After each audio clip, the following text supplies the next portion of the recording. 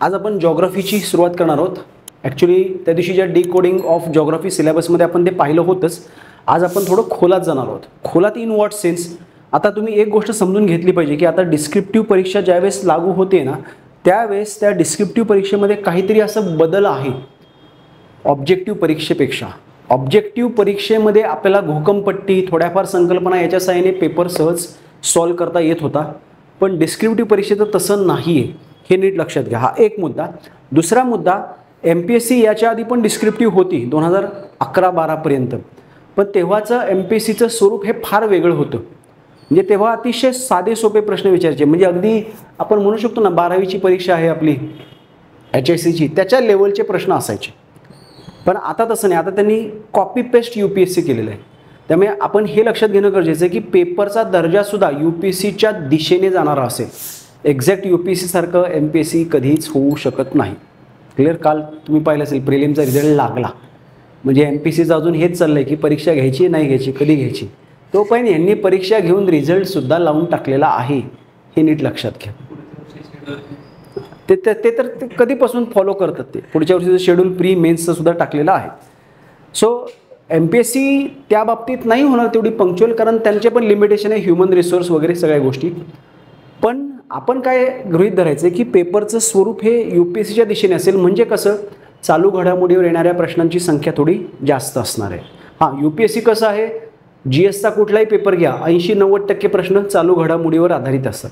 MPSCचे तेवढे नाही येणार. MPSC 60-70% चालू घडामोडीपर्यंत पोहोचू शकते. हळूहळू ते प्रमाणसुद्धा वाढेल. सो आपण आत्ता जी तयारी करणार आहोत ती आपली पूर्णपणे UPSCच्या दृष्टिकोनातून असणार आहे. आपली जी काही बॅच रन केली जाते त्याला जरी आपण MPSC इंटिग्रेटेड बॅच म्हटलं तरी ती ॲक्च्युअल UPSCसाठीचीच बॅच आहे, हे लक्षात घ्या. का तर आपण त्यामध्ये शिकवतानाची डेप्थ लेवल किंवा करंटचा जो ॲप्रोच असणार आहे तो पूर्णपणे UPSC पॉईंट ऑफ व्ह्यू घेणार आहोत. त्यात ॲडिशनल आपण काय करणार तर MPSCसाठी महाराष्ट्राच्या विशेष संदर्भासह ही फोडणी आपल्याला फक्त वरनं टाकायची आहे. क्लिअर? सो हे नीट लक्षात ठेवा. म्हणजे तुम्ही तयारी करतानाच हे डोक्यात ठेवायचं की मी जी तयारी करतोय that is for UPSC exam, कारण आपण अभ्यास त्या पद्धतीने घेणार आहोत. क्लिअर? आता इथे मी तुम्हाला आता कालच रिझल्ट लागले त्या पार्श्वभूमीवर एक उदाहरण देऊ इच्छितो. आज मी माझ्या व्हॉट्सअप स्टेटसला ठेवलं आहे ते उदाहरण. एक 2014-15ची गोष्ट, ज्यावेळेस मी युनिकमध्ये कामाला होतो त्यावेळेस युनिकमध्ये एक विद्यार्थी आला होता जो आमचे युनिकचे डायरेक्टर मल्हार सर यांच्या गावाकडचा होता बहुतेक, आणि परिस्थिती फार गरीब होती त्याची, जळगाव साईडचा होता तो. तर सरांनी त्याच्याकडून काही फी घेतली नाही, की उलट सरांनी त्याला तिथं राहू दिलं की तुला राहण्याचा बाहेर खर्च परवडायचा नाही, तर मी तू आपलं क्लासमध्येच राहत जा. शिवाय सरच त्याला 2000 रुपये द्यायचे जेवण, मेस, चहा, नाश्ता यासाठी, कारण त्याची परिस्थिती एवढी बिकट होती. मग आता आपण तिथे असंच कसं काय राहायचं? मग तो सकाळी काय काम करायचा तर प्रत्येक क्लासरूममधलं टेबल बोर्ड पुसायचं, शिक्षकांना पाण्याची बाटली मार्कर नेऊन ठेवायचं, ऑफिसमधलं टेबल पुसायचं. ही कामं करत त्यांनी कंबाईनचा क्लास केला, PSI ST असिस्टंट, आणि तो PSI झाला. काही 2-3 प्रयत्नात असेल तर झाला. त्यानंतर जी पहिली पोस्टिंग झाली गडचिरोली. तेव्हापासून आज रोजीपर्यंत तो गडचिरोलीतच आहे. तिथं त्यांनी एवढं चांगलं काम केलं की 3-4 वर्षाच्या सर्व्हिसमध्येच त्याला PIच्या पदी प्रमोशन मिळालं, कारण तो नक्षलाईट एरियामध्ये स्पेशल टास्क फोर्समध्ये कामाला होता. हे सगळं करत असताना त्यांनी UPSCची परीक्षा दिली मागच्या वेळेस. त्याचा UPSCचा मागच्या वेळेसचा GSचा स्कोर हा ओपनच्या कट ऑफच्या वर होता, पण दुर्दैवाने त्याच्याकडून CSATकडे दुर्लक्ष झालं. CSATमध्ये मार्क कमी आले आणि त्याचं क्वालिफाय झालं नाही. त्यांनी मार्कशीटच टाकली होती मागच्या वर्षीची मला. मग त्याला आम्ही सांगितलं की बाबा CSATमध्ये काय तू करायला पाहिजे, आणि यावर्षी तो प्रिलिम क्लिअर झालेला आहे. क्लिअर? मला हे उदाहरण कशासाठी द्यायचं आहे तुम्हाला आजच्या पहिल्या लेक्चरमध्येच, की जिद्द चिकाटी असल्याशिवाय तुमच्या पदरात काहीही पडणार नाही. आणि एक गोष्ट लक्षात घ्या, तुमची परिस्थिती जेवढी बिकट होईल, आर्थिकच म्हणत नाही मी, सगळ्याच दृष्टिकोनातून तुम्हाला जेवढे जास्त चटके बसतील तेवढं तुम्ही काय होणार आहेत, पेटून उठणार आहेत आणि अभ्यास करणार आहेत. हे नीट लक्षात ठेवा. म्हणजे नक्षलाईट एरियामध्ये त्या मीनवाईल त्याचं लग्न झालं, त्याला मुलगा झाला, म्हणजे फॅमिली एका बाजूला, त्याची ड्युटी एका बाजूला, आणि UPSCचा अभ्यास एका बाजूला. ह्या सगळ्या 3 गोष्टी मॅनेज करणं वेगळी गोष्ट आहे. म्हणजे तुम्ही इतर कुठे पोलीस स्टेशनमध्ये ड्युटी करायला लागलात तर ती फार वेगळी गोष्ट आहे, आणि नक्षलाईट एरियामध्ये जी ड्युटी असते ती गोष्ट फार वेगळी आहे. कारण त्याचे जे काही फेसबुकवर फोटो यायचे किंवा तो व्हॉट्सअपला स्टेटसला जे काही फोटो ठेवायचा ते कायम डोक्याला काळं फडकं, हातामध्ये AK-47 आणि कुठेतरी जंगलात आहे, असेच त्याचे गेल्या 4-5 वर्षातले फोटो मी पाहिले। याचा अर्थ तो ड्युटी कुठे करतोय, तर हार्डकोर फॉरेस्ट एरियामध्ये करतोय की जिथं कदाचित रेंज पण येत नसेल। हे मी एवढं वर्णन करून यासाठी सांगतोय की त्या मानाने तुमची परिस्थिती फार उत्तम आहे। आपण AC मध्ये बसलोय, आपलं वातावरण सर्वात महत्त्वाची गोष्ट आजूबाजूचं कसं आहे, सुरक्षित आहे, सर्वात मोठी महत्त्वाची गोष्ट ती आहे। मग अशा परिस्थितीत जर आपण परफॉर्मन्स देऊ शकत नसलो तर शेम ऑन अस, हे पहिल्याच दिवशी पहिल्या लेक्चरमध्ये लक्षात घ्या। जीव तोड मेहनत केल्याशिवाय काहीही मिळणार नाहीये, साधी कंबाईनची पोस्टसुद्धा मिळू शकत नाही, हे ध्यानात ठेवायचं। क्लिअर? सो ह्या सगळ्या गोष्टी लक्षात घेऊन आजपासून कामाला लागायचं आहे। आपलं टार्गेट आहे पहिल्या अटेम्प्टमध्येच पोस्ट काढणं। 2025चा जो काही अटेम्प्ट असेल, UPSC असो MPSC असो, आपल्याला पोस्ट काढायची। मग त्यासाठी आपण काय करायचं आहे, त्यासाठी आपलं काम जे असेल ते अत्यंत नियोजितबद्ध झालं पाहिजे। आपल्याकडे काय पाहिजे, एक प्रॉपर प्लॅन असला पाहिजे। हा प्रॉपर प्लॅन किती काळाचा, तर आपण असं गृहीत धरतोय की पुढच्या वर्षी UPSC आपली कधी आहे, मेच्या किती तारखेला आहे, 25 का 15 मे मध्ये आहे, ठीक आहे। सो जून संपलेला आहे, पुढच्या वर्षीचा मे आपल्याला कन्सिडर करायचं नाही आहे। आपल्या हातात किती आहेत, 10 महिने। UPSC देणार असाल तर, MPSC देणार असाल तर खुदा जाने। क्लिअर? देवाला पण सांगता यायचं नाही की पुढच्या वर्षीची प्रिलिम कधी होईल। देव म्हणेल, अरे या वर्षीची प्रिलिम कधी होणार आहे हेच मी सांगू शकत नाही, तू पुढच्या वर्षीचा काय विचार करतोस। तर ठीक आहे, चेष्टेचा भाग सोडून द्या। UPSCच्या आधी तर ती होऊ शकत नाही हे आता निश्चित आहे, कारण यावर्षीचं आता परीक्षा या महिन्यात होईल, त्याचं सगळं चक्र पूर्ण होईपर्यंत मे उजाडणार, त्यामुळे त्यानंतर ते जूनमध्ये परीक्षा घेतील। क्लिअर? सो तुम्हाला एक 12 महिने ते 10 महिने एवढा कालावधी उपलब्ध आहे। सो याला एक साध्या सोप्या पद्धतीने आपण डिवाइड करणार। जुलै ते डिसेंबर हा जो आपला कालावधी आहे, या कालावधीमध्ये आपण जास्तीत जास्त वेळ द्यायचा आहे आणि आपला जो मुख्य परीक्षेचा अभ्यास आहे तो आपल्याला पूर्ण करता आला पाहिजे। मेन्सचा अभ्यास परफेक्ट आपला झालाच पाहिजे, हे ध्यानात घ्या। यामध्ये आपण काय करणार ते नीट लक्षात घ्या। आपला एक एसे जो असेल तो, आपलं GS 1, 2, 3 आणि मी मुद्दाम GS 4 ला वेगळं मांडतोय, इथिक्स आणि आपला ऑप्शनल। आता यात सुद्धा तुम्ही काय करायचं लक्षात घ्या, तुमच्या वैयक्तिक पातळीवर आपली बॅच आहे GSची, त्यामुळे ऑप्शनलचा आपण इथे काही उल्लेख करत नाहीये।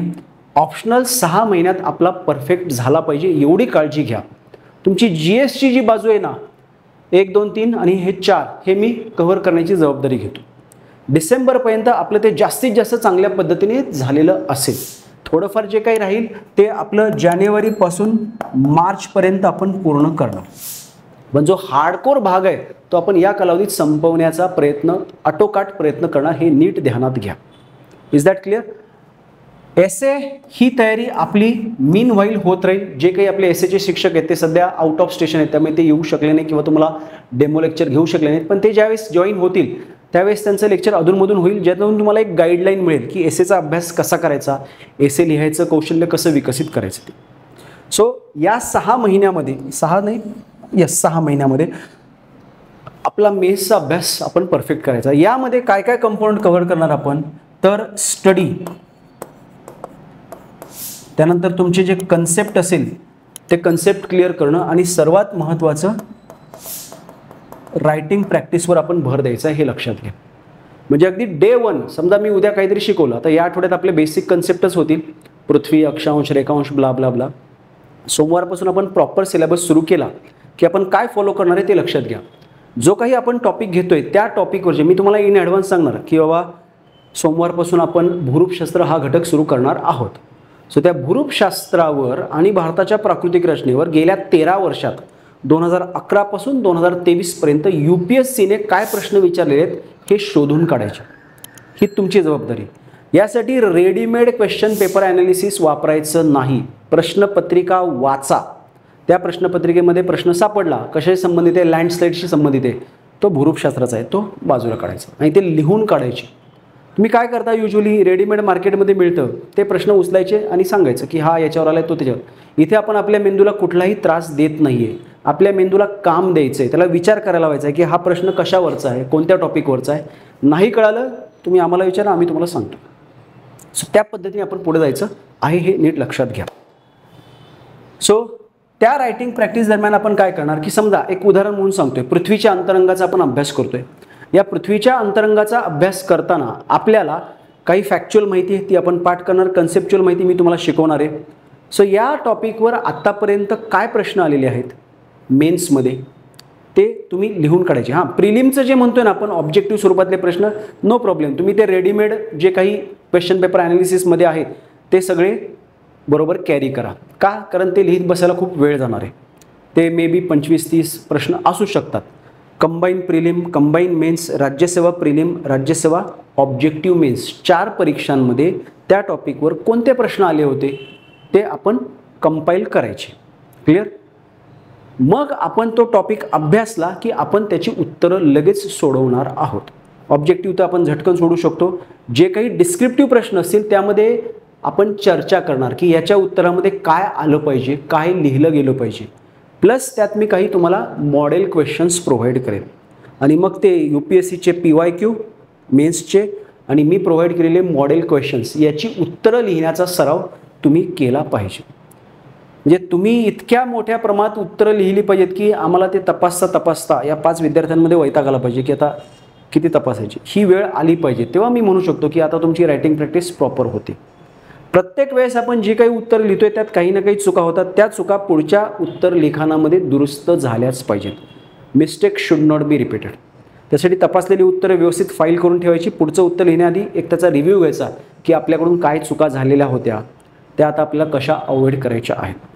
हे सगळं जर प्रामाणिकपणे आपण 6 महिने जरी केलं ना, संपला, तुमचा अभ्यास होतोय. हे लक्षात घ्या. याचं कारण लक्षात घ्या. MPSCने जरी सिलेबस UPSC सारखा केला असला तरी त्यांची डेप्थ लेवल तिथपर्यंत पोहोचणार नाही आहे. त्यामुळे जरी तुम्ही UPSCची तयारी करत असाल तर तुमची MPSC पुढच्या वर्षी सहज निघू शकते. आणि पुढच्या वर्षीचा MPSCचा अटेम्प्ट हा गोल्डन अपॉर्च्युनिटी आहे, हे ध्यानात ठेवा. का? कारण त्या प्रकारच्या परीक्षेचा अभ्यास करणारा क्राऊड फार कमी आहे. जे जुने विद्यार्थी होते 2020, 22, 23, 24 पासून प्रयत्न करतायत ते विद्यार्थी बहुतांश कुठे शिफ्ट झाले आता? कंबाईनकडे. आणि ते अडकले. आता परीक्षा जेवढी पुढे गेली ना तेवढं तुमचं फायद्याचं आहे. कसं? 21 तारखेला ही परीक्षा होईल, त्यानंतर कंबाईनची जाहिरात येईल, ती काहीतरी सप्टेंबर-ऑक्टोबरमध्ये होईल. म्हणजे हे कंबाईनचा अभ्यास करणार सप्टेंबर-ऑक्टोबरपर्यंत. तोपर्यंत या प्रिलिमचा रिझल्ट लागला, हिची मेन्स होणार जानेवारी-फेब्रुवारीमध्ये. म्हणजे ते परत राज्यसेवेचा शेवटची ऑब्जेक्टिव्ह मेन्स म्हणून त्याच्या अभ्यासाला लागणार. ती होत नाही तोपर्यंत कंबाईनची मेन्स येणार मार्च-एप्रिलमध्ये. ती संपत नाही तोपर्यंत पुढच्या वर्षीची राज्यसेवेची प्रिलिम येणार. म्हणजे आजपासून ते पुढच्या जूनपर्यंत हे जे जुनी खोडं आहेत, जे 3-4 वर्षापासून अभ्यास करतायत ते ट्रॅप झालेत. कशात? ऑब्जेक्टिव्ह परीक्षेच्या अभ्यासात. त्याच वेळेस आपण झटका मारायचा आणि आपला डिस्क्रिप्टिव्हचा अभ्यास पूर्ण करायचा. ती पोरं काय करतील? पुढच्या वर्षीची राज्यसेवेची प्रिलिम देणार, ते पास पण होतील. पण पुढे काय? पुढे जी डिस्क्रिप्टिव्ह क्रॉस करायचा बॅरियर आहे तो त्यांच्याच्यानी शक्य नाही, कारण त्यांना अजून ते गांभीर्यच आलेलं नाही आहे. आणि साहजिक आहे, मी त्यात त्यांना दोष देत नाही, त्यांची चूक नाही आहे. का? कारण तुम्ही 4-5 वर्ष एका विशिष्ट प्रकारच्या परीक्षेचा अभ्यास केला आणि लगेच तुम्हाला पूर्ण वेगळ्या प्रकारची परीक्षा कोणी द्यायला सांगितली तर ते तेवढं आत्मसात करणं शक्य होत नाही. म्हणून तुमच्यासाठी गोल्डन अपॉर्च्युनिटी. हां, त्याच्यानंतर मात्र ते अभ्यासाला परत लागणार. तोपर्यंत जे टिकतील, वाचतील ते अभ्यासाला लागणार आणि ते डिस्क्रिप्टिव्हचा अभ्यास करणार. पण तोपर्यंत तुम्ही पोस्ट घेऊन बाजूला होणं अपेक्षित आहे 25च्या अटेम्प्टमध्ये. ते धोकेदायक आहेत तुम्हाला. कधीच्या अटेम्प्टला? 26च्या अटेम्प्टला. क्लिअर? हे एक प्रॅक्टिकल गोष्ट आहे जी तुम्ही लक्षात घेणं फार गरजेचं आहे. ही जी मुलं आहेत ना, ही पुढच्या वर्षीची 25ची प्रिलिम झाली ना 100% खूप मोठ्या संख्येत आमच्याकडे येणार. कशासाठी? सर क्रॅश कोर्स द्या आम्हाला डिस्क्रिप्टिव्ह मेन्सचा. पण डिस्क्रिप्टिव्ह परीक्षेची गंमत ही आहे की तिचा अभ्यास क्रॅश कोर्सनी होऊ शकत नाही. तेव्हा त्यांना आम्ही देणार. का? आम्ही दुकान थाटून बसलेलो आहोत, आम्हाला बिझनेस चालवायचा आहे, पैसे कमवायचे. त्यामुळे त्यांना आम्ही सिलेक्टिव्ह मटेरियल देणार की बाबा एवढ्या वेळेत हे एवढंच होऊ शकतं, हे महत्त्वाचं आहे, कर. पण तुम्ही कसं काय सांगू शकता ना की आज हा सिलेबस लागू केला आहे, त्याच्यावर आजपर्यंत परीक्षाच झाली नाहीत, मग तुम्ही कसं काय म्हणाल ना की याच्यावरच प्रश्न येतील? अख्खा सिलेबस ओपन आहे, कशावरही MPSC प्रश्न टाकू शकते. त्यामुळे ते धोकादायक आहे त्यांच्यासाठी. पण आपल्याकडे काय ॲडव्हान्टेज आहे? आपल्याकडे वेळ आहे, आपण वेळीच कामाला लागलेलो, त्यामुळे आपण तो अभ्यासक्रम पूर्ण करायचा आहे. हे नीट लक्षात घ्या.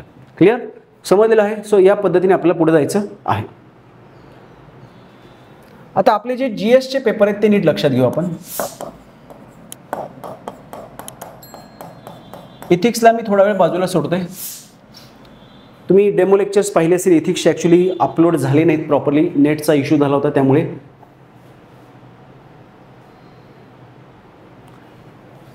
तर इथिक्समध्ये आपल्याला 8 कंपोनंट आहेत. 8 पैकी जो कन्सेप्च्युअल भाग आहे इथिक्सशी संबंधित तो मी घेणार आहे. त्यानंतर जे काही ह्युमन व्हॅल्यूज त्याच्याबाबतचे जे काही थिंकर्सचं काम आहे भारतातलं परराष्ट्रातलं ते सगळं इंद्रजित सर घेतील. केस स्टडीचा भाग हे आपले भरत खताळ सर घेतील. क्लिअर? ते थोडा वेळ आपण बाजूला सोडू.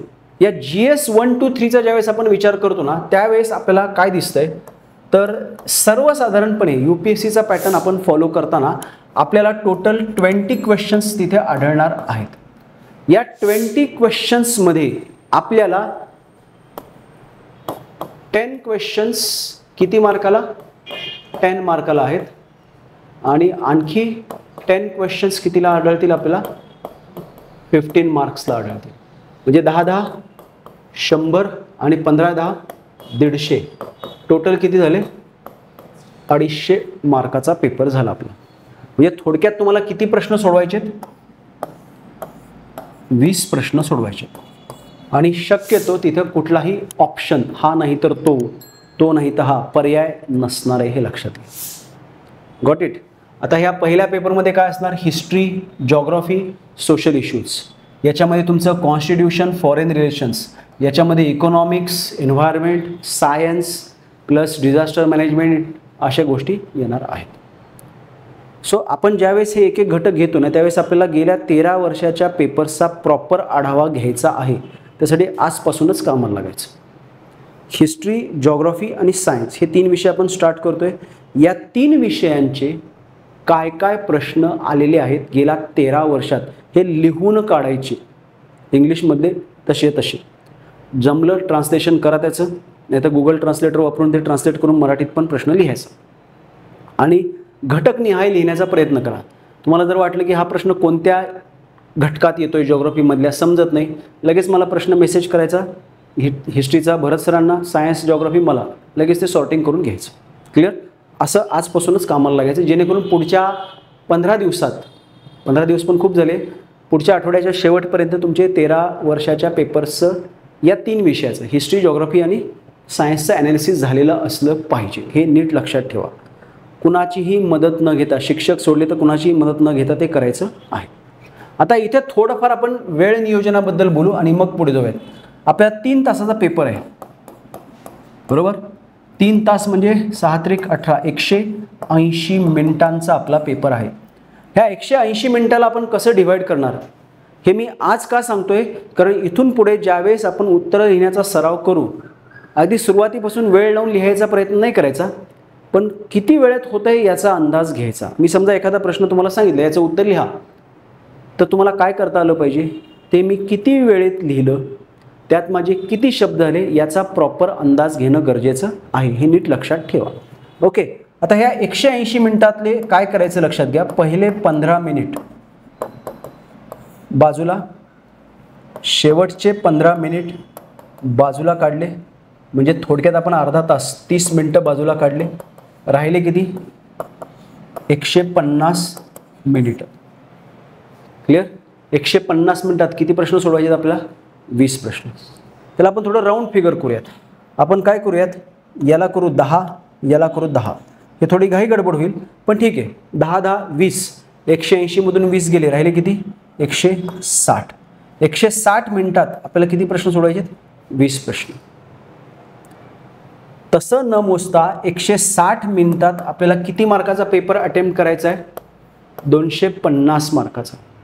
सो 10 मार्काला किती आणि 15 मार्काला किती हे जर आपण कॅल्क्युलेट केलं तर बघा किती येते? 1600 भागिले 250.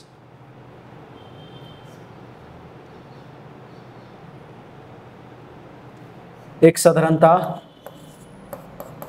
6.5 मिनिटं.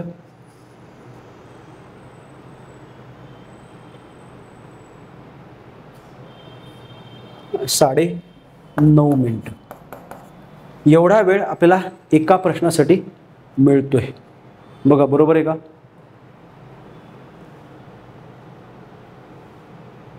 नाही, चुकतंय आपलं काहीतरी.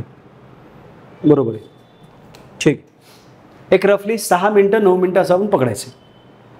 सो आज रोजी आपल्या डोक्यात फिक्स पाहिजे की याच्या उत्तरासाठी मला किती मिनिट, 6 मिनटं. याच्या उत्तरासाठी मला किती मिनटं, 9 मिनटं. 10 प्रश्नांचे 90 मिनटं, 6 प्रश्नांचे 60 मिनटं, 150 मिनटं झाले. 15 मिनिट सुरुवातीला, 15 मिनिट शेवट आपण सोडले, झाले 180. का इथे जे काही 10 ते 15 मिनिट आपण सोडतोय ना, ते कशासाठी, नीट लक्षात घ्या. हा अप्रोच फार महत्त्वाचा आहे. प्रश्नपत्रिका हातात पडली का पहिल्या प्रश्नापासून शेवटच्या प्रश्नापर्यंत शांतपणे पेपर वाचायचा, कितीही वेळ जाऊ देत. एखादा प्रश्न वाचताना आपल्याला त्याचा अर्थ जर नाही कळाला तर आपण काय करायचं आहे, तो प्रश्न पुन्हा पुन्हा वाचायचा जोपर्यंत त्याचा अर्थ आपल्याला कळत नाही तोपर्यंत. हे अत्यावश्यक आहे फार. काय होतं लक्षात घ्या, आपण प्रश्न वाचले ना की बॅक ऑफ माइंड आपला मेंदू त्याचं काय करतो, प्रोसेसिंग सुरू करतो. त्यामुळे लिहित लिहित ज्यावेळेस तुम्ही त्या प्रश्नापर्यंत पोहोचता तोपर्यंत मेंदूने त्याच्यावरती काम केलेलं असतं. जर तुम्ही प्रश्नपत्रिका वाचली नाही, न वाचताच तुम्ही तिथपर्यंत गेलात, तर मग ज्यावेळेस प्रश्नाचं उत्तर लिहायचं आहे त्यावेळेस तुम्ही मेंदूला सांगताय की आता याच्यावर विचार कर, ते साफ चुकीचं आहे. शिवाय दुसरी गोष्ट की तो प्रश्न वाचला की लगेच तुम्हाला जाणवते की हा हिस्ट्रीतला प्रश्न आहे, कशावरती, क्रांतिकारी चळवळी. सर थोडक्यात तिथं तसं लिहायचं, हे सॉर्टिंग करत पुढे जायचं आहे. प्रश्न व्यवस्थित वाचायचा आहे, समजून घ्यायचा आहे. त्यात काय लिहायचं याचा झटकन विचार करण्याची काही गरज नाही. ज्यावेळेस आपण लिहायला सुरुवात करू त्यावेळेस होते, पण अननोईंगली, अनकॉन्शियसली मेंदू त्याचं प्रोसेसिंग चालू करतोय. त्यामुळे कंपल्सरी प्रश्नपत्रिका शांतपणे व्यवस्थित स्टार्ट टू एंड वाचलीच पाहिजे. हे डिस्क्रिप्टिव्ह परीक्षेसाठी म्हणतोय मी, ऑब्जेक्टिव्हमध्ये तसलं काही करायचं नाही. तुम्ही म्हणाल 100 प्रश्न वाचत बरे, ते नाही. हे डिस्क्रिप्टिव्ह परीक्षेचं चाललेलं आहे, हे लक्षात घ्या. ओके, हे झालं. मग आपण त्याची एक एक प्रश्नाकडे जाऊन उत्तरं लिहायला सुरुवात करतो. आणि युजली UPSC कसं करते की प्रश्न त्याच्या पुढे रिकामी जागा, परत प्रश्न रिकामी जागा, असं शाळेत आपल्याला यायचं पहिली दुसरीला, तसं ते करतात. प्रश्नपत्रिका कोरी फक्त प्रश्नपत्रिका मिळते पण उत्तरपत्रिकेत प्रश्न तसे असतात.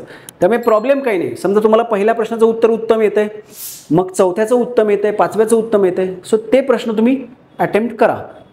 जे चांगले उत्तरं येत आहेत, मला 20 पैकी मला समजा 12 प्रश्नांची परफेक्ट उत्तरं येत आहेत, सो ते मार्क करा आणि त्याची उत्तरं आधी लिहा.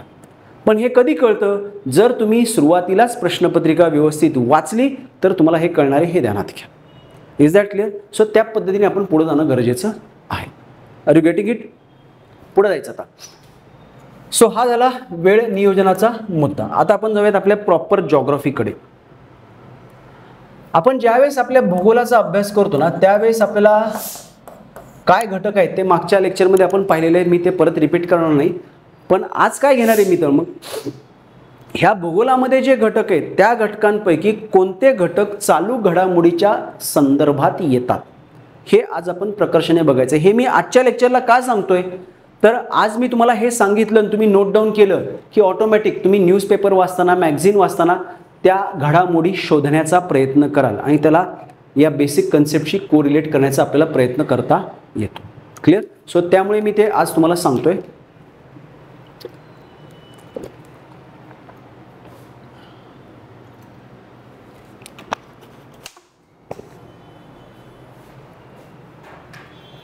बघा, आपलं सर्वात पहिलं आपण काय पाहिलं होतं, तर भूरूपशास्त्र.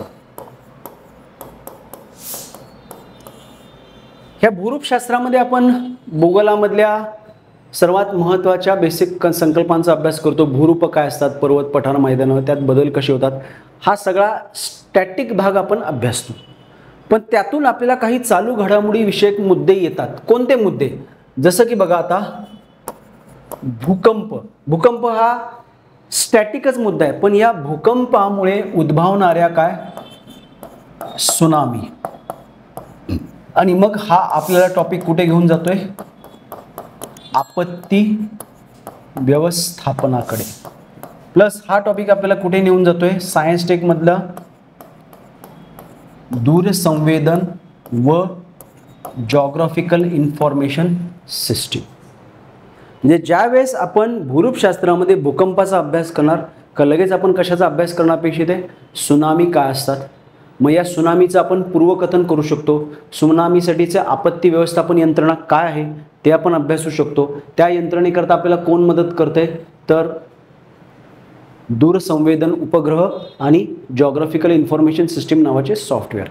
सो हे जर आपल्या डोक्यात पक्क झालं तर साहजिकच भारतात किंवा जगात कुठेही सुनामी आली तर आपल्या डोक्यातलं हे चक्र सुरू होणार. म्हणजे इथे आपण कोणकोणत्या विषयाला हात लावला आहे. भूगोलाव्यतिरिक्त हा एक घटक आपल्या सिलेबसमध्ये दिलेलाच आहे, प्लस आपण हा दुसरा घटक कोणता सायन्स अँड टेक. क्लिअर. त्यामुळे ज्यावेळेस आपण सायन्स टेकमध्ये जाऊन अभ्यास करणार आहोत स्पेस रिसर्चचा, त्यावेळेस आपल्या डोक्यात कुठेतरी सुनामीची घंटा वाजली पाहिजे. क्लिअर. तसंच अजून जर दुसरा एक मुद्दा बघितला तुम्ही इथे तर तो आहे भूस्खलन प्लस दरड कोसळणे. हा मुद्दा प्रकर्षाने चर्चेत आलेला आहे. का तर ही सुद्धा काय झाली एक आपत्ती. सो हे आपत्ती व्यवस्थापन आपल्याला अभ्यासायचं आहे.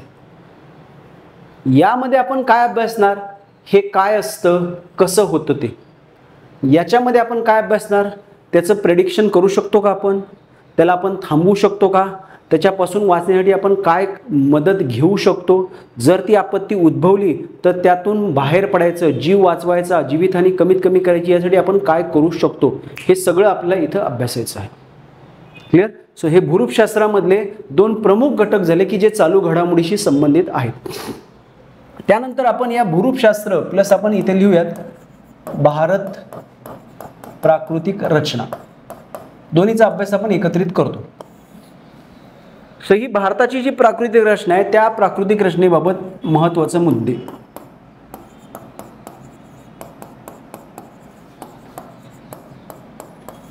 हे कुठल्या दृष्टिकोनातून अभ्यास करायचा आहे त्याचे आस्पेक्ट नीट लक्षात घ्या.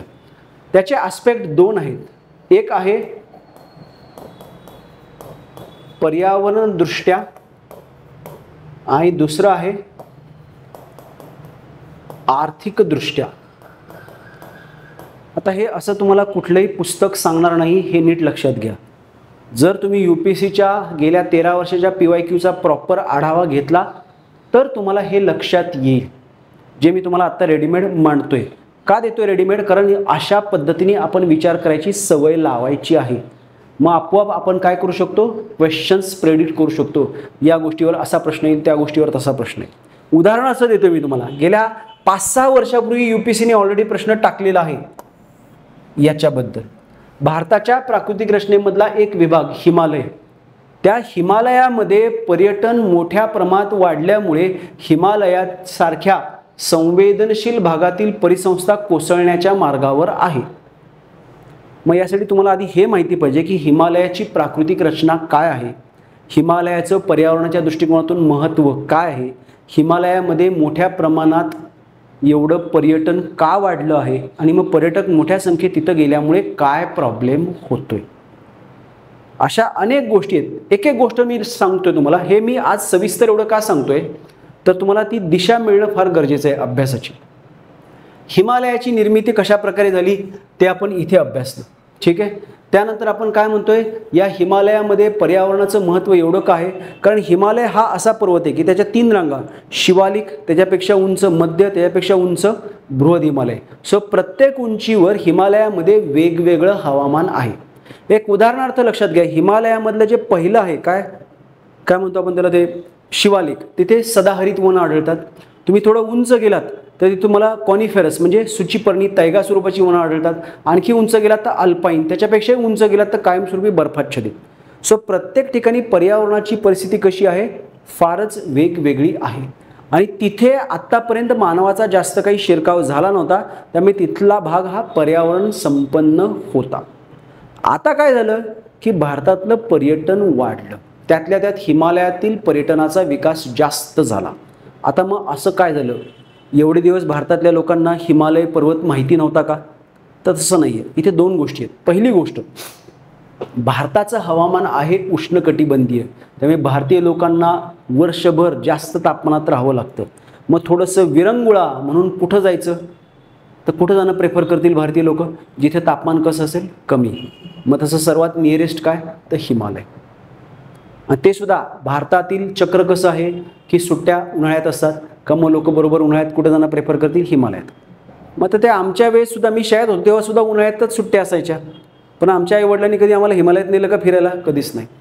आमच्या वडील तर काय करायचे, मुंबईहून मराठवाड्यात घ्यायचे, म्हणजे तिकडे तापमान आणखी काय जास्त. मग असा काय बदल झाला आता? तर तो बदल आहे जागतिकीकरणानंतर काय झालेलं आहे, तर लोकांची क्रयशक्ती, उत्पन्न वाढलं, क्रयशक्ती वाढली, लोकांना परवडायला लागलं. माझ्या वडिलांना परवडलं नव्हतं, मला परवडलं, मी माझ्या मुलांना हिमालयात फिरायला नेलं. हा फरक आहे की जो तुम्हाला उत्तरात मोजक्यात 2 वाक्यात सांगायचा आहे की भारत हा उष्णकटिबंधीय हवामानाचा देश असल्यामुळे भारतातील लोक विरंगुळा म्हणून फिरायला जाणं कुठं पसंत करतात? हिल स्टेशन्स, थंड हवेच्या ठिकाणी जायला प्रेफर करतात. ज्याचं सर्वात उत्तम उदाहरण काय आहे? तर सर्वात उत्तम उदाहरण आहे हिमालय. शिवाय जागतिकीकरणानंतर लोकांचं उत्पन्न वाढलं, लोकांची क्रयशक्ती वाढली, त्यामुळे लोकांना पर्यटन करण्या इतपत पैसा काय आहे? मिळाला आहे. पर्यटन ही जीवनावश्यक गोष्ट नाही. पर्यटन काय?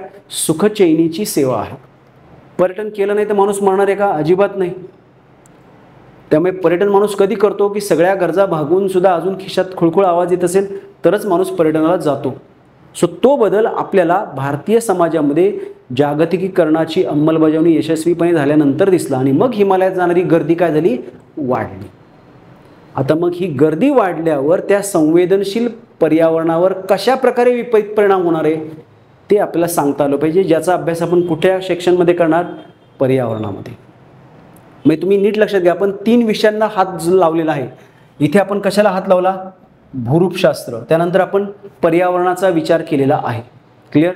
पर्यावरणाचा ऱ्हास कशा प्रकारे होतोय. आपण अर्थशास्त्राला हात लावला का? असा का बदल झाला? आत्ताच एवढी गर्दी का झाली तिकडे? क्लिअर? ती सो त्या दृष्टिकोनातून अभ्यास करताना हे मुद्दे येतात. आता हा दृष्टिकोन वेगळा आहे. हा काय? तर या प्राकृतिक रचनेचा अभ्यास करताना भारतातील जे काही प्राकृतिक विभाग आहेत त्यांचं आर्थिकदृष्ट्या महत्त्व काय आहे. म्हणजे आपली जी किनारपट्टी आहे, पूर्व किनारपट्टी, पश्चिम किनारपट्टी, त्याचं काय महत्त्व आहे अर्थव्यवस्थेच्या दृष्टिकोनातून. ते कितपत आपण वापरलंय, कितपत वापरायचं बाकी आहे, हे सगळं आपल्याला तिथे माहिती असणं गरजेचं आहे. हे तुम्ही नीट समजून घेण्याचा प्रयत्न करा की आपण ज्यावेळेस एखाद्या टॉपिकला अभ्यासतो ना त्यावेळेस तो टॉपिक फक्त भूगोलाचा राहत नाही. तो पर्यावरणाला हात लावतो, तो अर्थशास्त्राला हात लावतो, तो सायन्सला सुद्धा हात लावतो. क्वचित प्रसंगी असं होईल तो पॉलिटीला सुद्धा हात लावेल. अगदी क्वचित प्रसंगी असं होऊ शकतं तो इतिहासाला पण जवळ करू शकतो. ती शक्यता थोडी कमी आहे पण होऊ शकतं. त्यामुळे आपण अभ्यास करताना आपला मेंदू असा ओपन ठेवायचा आहे. मी भूगोलाचं टॉपिक वाचतोय म्हणजे ते भूगोलाशीच संबंधित असेल असं समजू नका. ज्यावेळेस तुम्हाला डिस्क्रिप्टिव्ह परीक्षेमध्ये उत्तरं लिहायची आहेत ना त्यावेळेस ती उत्तरं लिहिताना आपण काय केलं पाहिजे तर वेगवेगळ्या विषयाच्या वेगवेगळ्या घटकांना स्पर्श करत मोजक्या शब्दात आपल्याला मांडता आलं पाहिजे. इथे कसं मांडलं मी? अर्थव्यवस्थेच्या दृष्टिकोनातून काय बदल झाला? माझ्या आईवडिलांनी नेलं नव्हतं, त्यांना वाटत नव्हतं का लेकरांना फिरायला वाटत होतं, पण पर्चेसिंग पॉवर, इन्कम मॅटर्स. आज ती परिस्थिती बदलली. कशामुळे बदलली? एका शब्दात आलं पाहिजे. जागतिकीकरणाच्या अंमलबजावणीनंतर भारतीयांचं उत्पन्न वाढू लागलं, क्रयशक्ती वाढली, त्यामुळे भारतीयांना या पर्यटनासारख्या सुखसुविधा परवडू लागल्या. परिणामी कुठं जायला लागले? हिमालयात. हिमालयातच का? अंदमान निकोबारला का जात नाही? तर आधीच तुम्ही गरम आणि त्यात आणखी गरमीच्या भागात जाण्यापेक्षा तुम्ही काय करणार? थंड हवेच्या ठिकाणी जाणार. हे पाश्चात्य लोक, युरोपियन लोक गोव्याला येतात. कशाला? ऊन खायला येतात. का? कारण ते कुठले आहेत? समशीतोष्ण कटिबंधातले. त्यांचं मूळ हवामान कसं आहे? थंड आहे. त्यामुळे ते कुठं जाण्याचा प्रयत्न करणार? जिथे उबदार असेल तिथे. सो ही नॉर्मल रिॲक्शन आहे. ते सुद्धा आपल्याला तिथे मांडता आलं पाहिजे. हे नीट लक्षात घ्या. अशा पद्धतीने अभ्यास जर केला तर तो प्रॉपर UPSCचा अभ्यास झाला की ज्यात आपली MPSC सहज निघणार आहे. Is that clear? ठीक आहे. सो हे झालं आपलं या भूरूपशास्त्रामधल्या घटकांबद्दल आणि भारत महाराष्ट्र प्राकृतिक रचना. सो त्यामध्ये हे 3 प्रमुख घटक आहेत की जे चालू घडामोडींशी काय संदर्भ दाखवतात. अजून एक तिथे घटक आहे पण तो खरं तर ऑप्शनलचा आहे. त्यात काय येतं लक्षात घ्या. त्याला आपण बऱ्याचदा असं संबोधतो उपयोजित भूरूपशास्त्र. हे जे उपयोजित भूरूपशास्त्र आहे ते काय करते? तर या भूरूपशास्त्राच्या ज्ञानाचा वेगवेगळ्या क्षेत्रात आपण वापर करतो. कसा करतो? दख्खनचं पठार. दख्खनच्या पठारावर खनिज तेल सापडेल का? तर शक्यता कमी आहे. का कमी आहे? तर ते आपल्याला दख्खनच्या पठाराचा जो काही भूरूपशास्त्रीय आपण अभ्यास करतो, खडकांचा अभ्यास, कोणता खडक? अग्निजन्य खडक. अग्निजन्य खडकामध्ये खनिज तेल सापडत नाही. का सापडत नाही? मग त्यासाठी आपल्याला माहिती पाहिजे अग्निजन्य खडकाची निर्मिती कशा प्रकारे होते. तसंच या दख्खनच्या पठारावर भूजल साठे तुलनात्मकदृष्ट्या कमी आहेत. कशापेक्षा? उत्तर भारतीय मैदानी प्रदेशापेक्षा. का? तर त्या उत्तर भारतीय मैदानी प्रदेशामध्ये काय आहे? गाळ साचून साचून कुठला खडक तयार झाला आहे? स्तरित खडक तयार झाला आहे की ज्याच्यामध्ये पाणी धरून ठेवलं जाऊ शकतं. ह्या ज्या बेसिक गोष्टी आहेत त्या आपल्याला इथे अभ्यासाव्या लागतात. त्यामध्ये मग साधन संपत्ती प्लस आपत्ती या सगळ्याचा समावेश होतो. आपत्ती म्हणजे हे उदाहरण लक्षात घ्या. दरड कोसळणं, भूस्खलनाचा धोका हिमालयात जास्त आहे सह्याद्रीपेक्षा. का? कारण तिथला खडक ठिसूळ आहे इथल्यापेक्षा. का ठिसूळ आहे? तर तिथला खडक कोणता आहे? गाळाचा खडक आहे, स्तरित खडक आहे. हा इथला खडक कोणता आहे? अग्निजन्य. तो लवकर ठिसूळ होत नाही. पण तरीसुद्धा गेल्या काही वर्षात सह्याद्रीमध्ये मोठ्या प्रमाणात भूस्खलन, दरड कोसळण्याचा धोका वाढला आहे. का वाढला? तर मानवी हस्तक्षेप. आपण निर्वनीकरण केलं, डोंगर फोडले, बोगदे केले, ब्लास्टिंग केलं वगैरे. क्लिअर? म्हणजे अशा सगळ्या ह्या गोष्टी आपल्याला जोडता आल्या पाहिजेत. आपण ज्यावेळेस लेक्चर घेणार आहोत त्यावेळेस आपण ह्या सगळ्या गोष्टींची चर्चा करणार आहोत, हे नीट लक्षात ठेवा. ही चर्चा होणं फार गरजेचं आहे. कारण चर्चा होत गेली आणि ते तुम्ही लक्षपूर्वक ऐकलं, महत्त्वाचे मुद्दे नोट डाऊन करत गेलात, घरी जाऊन परत त्याच्यावर विचार केला की सर्वात महत्त्वाची गोष्ट काय होते? तुमच्या मेंदूला तशा पद्धतीने विचार करायची सवय लागते. आज मी तुम्हाला हे सांगितलं की भूकंप, त्याचा संबंध सुनामीशी, सुनामीचा संबंध आपत्ती व्यवस्थापन, त्याचा संबंध दूरसंवेदन GIS, हे मी सांगितल्यावर तुम्हाला कळतं, अरे हो ह्याच्याशी संबंधित आहे, त्याच्याशी संबंधित आहे. मी सांगितल्यावर कळतं, ते मी न सांगता तुमच्या डोक्यात ती ट्यूब पेटायला पाहिजे की हा घटक म्हटलं की त्याच्याशी रिलेटेड हा, त्याच्याशी रिलेटेड हा, त्याच्याशी रिलेटेड हा. हे कधी होतं? ज्यावेळेस तुम्ही अभ्यास करताना त्या दृष्टिकोनातून अभ्यास करता. ज्यावेळेस आपण लेक्चरमध्ये त्या पद्धतीने शिकू त्यावेळेस तुम्ही ते लक्षपूर्वक जर ऐकलं, तुमच्या मेंदूला ती सवय लागते घटकांना वेगवेगळ्या इतर घटकांशी जोडण्याची. हा आहे खरा डिस्क्रिप्टिव्ह परीक्षेचा अभ्यास. कळलं तुम्हाला? सो तशी तयारी आपल्याला करायची आहे.